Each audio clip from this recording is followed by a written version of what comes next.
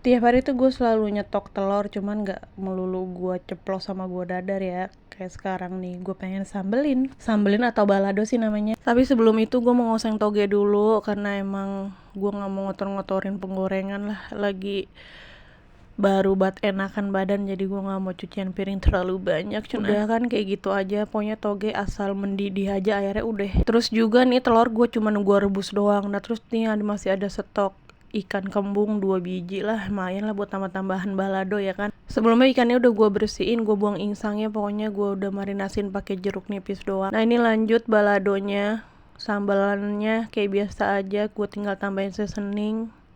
Nah tinggal kita cemplungin deh tuh ikan yang tadi sama ini aja, telurnya gue kagak goreng dulu, udah aja langsung gue cemplungin begitu.